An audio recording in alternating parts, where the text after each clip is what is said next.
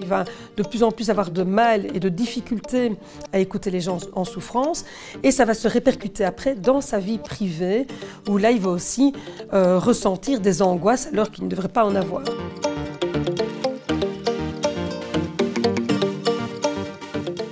Bonjour, je m'appelle Adélaïde Blavier, je suis professeure à l'Université de Liège en Belgique, je suis professeure de psychotraumatisme et de psychologie légale et je vais vous parler du traumatisme vicariant. Alors le traumatisme vicariant est vraiment une préoccupation majeure pour le moment, car on se rend compte que beaucoup de professionnels de l'aide, de l'écoute, vont progressivement développer un traumatisme qu'on va souvent confondre avec le burn-out d'ailleurs. Et c'est une préoccupation majeure parce que ces professionnels qui sont des professionnels expérimentés vont tout doucement s'étioler, vont tout doucement s'éroder et vont progressivement rentrer dans une souffrance. Et cette souffrance va amener de l'absentéisme. Et donc c'est un problème de société car on perd des travailleurs, des aidants. Et puis c'est un problème aussi de santé mentale car on va avoir des personnes qui seront en souffrance importante dans certains cas. Les personnes qui sont concernées par le traumatisme vicariant sont tous les professionnels qui vont travailler dans l'aide. Alors le principe du traumatisme vicariant, c'est que le professionnel n'est pas là au moment où l'événement ou les événements surviennent, il est plutôt à l'écoute des personnes. Ça peut être aussi des magistrats, des avocats, donc des personnes qui vont entendre le témoignage de personnes qui ont vécu des événements graves ou des événements de souffrance. Et donc c'est à force d'écouter des personnes qui souffrent que le professionnel va progressivement intégrer cette souffrance et qu'il va lui-même souffrir en quelque sorte de ce dont les personnes souffrent elles-mêmes. Le trauma vicariant, en fait, est un type de stress post-traumatique. Donc on a le stress post-traumatique avec le stress post-traumatique des victimes, des témoins directs, indirects. On a le traumatisme secondaire, donc des professionnels qui étaient sur les lieux de l'événement. Et le trauma vicariant est une forme de stress post-traumatique. Alors qu'il ne va peut-être pas recouvrir tout le temps tous les symptômes, mais qui va en reprendre toute une série. Donc on va avoir les reviviscences, alors que la personne n'a pas vécu les événements directement. On va avoir des problèmes de sommeil, une hyperactivation neurovégétative, c'est-à-dire que la personne va se mettre en état d'alerte dans des situations en fait, qui vont reprendre des éléments similaires à l'événement.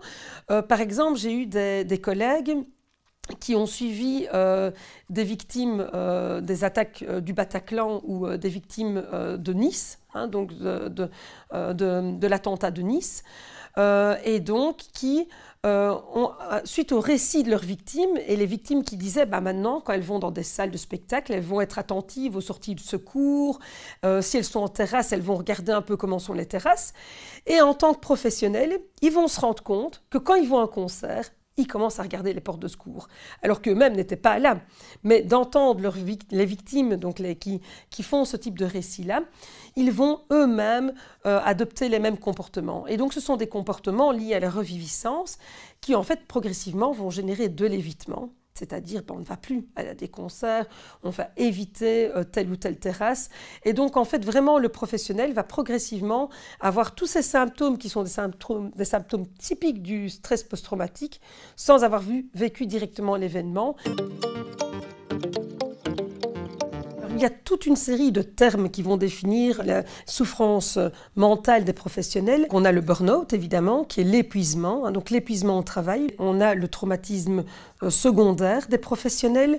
Là, quand on parle du traumatisme secondaire des professionnels, on va plutôt parler du traumatisme des intervenants en situation d'urgence. On peut penser aux pompiers qui vont intervenir dans le cas d'accidents de voiture, d'incendies, d'aller chercher des personnes qui sont noyées aussi.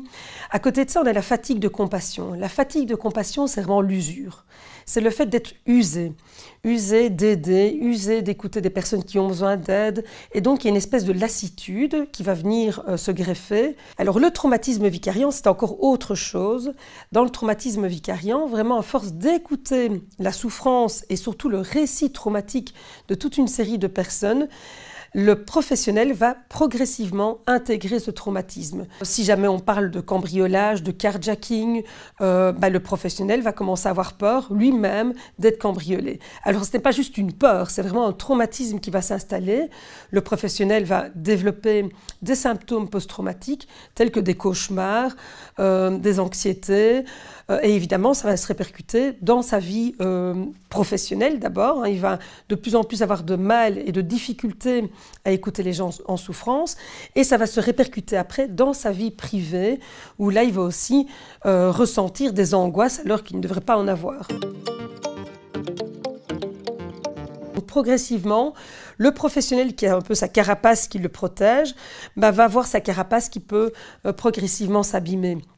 Elle s'abîmera d'autant plus vite que le récit de la personne est proche de ce que lui vit aussi. C'est-à-dire que, par exemple, un thérapeute qui va prendre en charge, imaginons, des parents qui ont perdu leur enfant et leur enfant a le même âge que l'enfant du thérapeute, mais là, le thérapeute va avoir plus de mal à se mettre à distance et donc il se met plus à risque. Donc, quand on est dans des situations qui se rapprochent de notre vie quotidienne, de notre vie de tous les jours, de vie de famille ou autre, ou même peut-être d'événements passés, ça va plus toucher le thérapeute et donc là, le thérapeute est entre guillemets un peu plus en danger par rapport au traumatisme vicariant. Et là, le thérapeute doit être, ou la personne qui prend en charge, l'intervenant, ça peut être aussi un éducateur ou autre, doit être attentif à ce processus-là. Alors pour être aidé par rapport au traumatisme vicariant, c'est vraiment d'aller trouver des collègues qui sont spécialisés dans ce domaine-là. Et une fois qu'on sent qu'on commence à être touché par le traumatisme vicariant, c'est vraiment de consulter, de prendre le temps, peut-être de prendre du recul, de réorienter peut-être certaines situations qui sont trop compliquées, si on peut les réorienter, et donc à un moment de prendre du temps pour soi. Le professionnel doit vraiment être attentif, notamment par rapport à des jours de congé, par rapport à des temps off, où on se déconnecte, notamment que ce soit par rapport à ses mails, par rapport à son téléphone, par rapport à des lectures aussi. On se rend compte que des professionnels ne lisent finalement que sur leur métier et que finalement ils n'ont pas d'autres lectures, même peut-être parfois par des films ou pour des séries qu'on regarde à la télévision. Donc de pouvoir à un moment se déconnecter et de reprofiter de moments off.